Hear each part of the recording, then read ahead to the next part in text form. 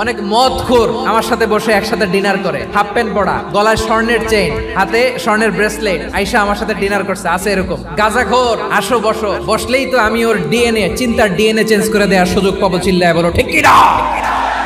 আমার অনেক হিন্দু পরিচিত ভাই আছে, ওরা আমাদের ইফতারির প্রোগ্রামে এসে একসাথে ইফতারি করে। বিশ্বনবী ইহুদির বাড়িতে গেলেন, আর আমার মুসলমান ভাই আমার কাফের বলে, এরকম আছে না নাই?